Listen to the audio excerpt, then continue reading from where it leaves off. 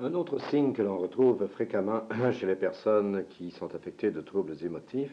c'est leur tendance parfois à se livrer à des comportements vraiment étranges, bizarres, exceptionnels. Enfin, on peut bien dire et constater que certaines personnes se comportent de façon excentrique, c'est-à-dire qui ne correspond pas à celle que la moyenne des gens adopte.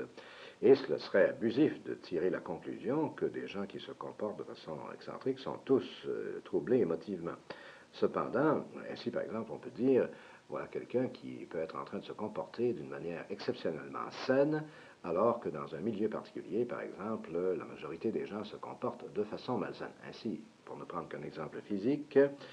être en bonne santé au mois de février, alors que tout le monde est attaqué par la grippe, le rhume, enfin éternue, mouche et tout, là, eh bien, être en bonne santé à ce moment-là, ceci est excentrique, en quelque sorte. Ceci s'écarte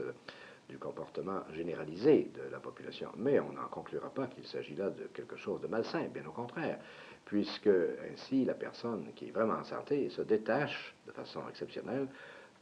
du groupe qui est affecté par un trouble physique, dans le cas de la grippe. Ainsi, on pourra trouver des gens qui, dans une société en particulier, vont se comporter de façon très saine, de façon donc qui va trancher sur celle de leurs congénères, et ils passeront et ils seront en fait des excentriques, quoique ce ne seront pas loin de là des excentriques troublés. Cependant, beaucoup de gens qui sont troublés émotivement se comportent de façon étrange et bizarre, et parfois ils vont jusqu'au point, enfin leur tendance s'accentue au point que finalement on pourra les classer parmi les gens qui sont psychosés, donc qui sont affectés d'un trouble à ce point caractérisé qui les sépare presque entièrement de la réalité. Mais pour les autres,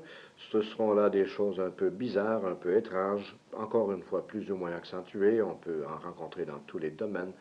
de choses qui, semblent vraiment étranges, ne pas sembler qui peuvent sembler sans objet, des rituels dont nous parlions tout à l'heure par exemple, ou des constructions compliquées, des systèmes qui ne semblent avoir aucune validité, et toutes sortes d'imaginations et de lubies de ce genre-là. Voilà qui constitue un signe absolument caractéristique souvent de gens qui sont affectés de troubles émotifs.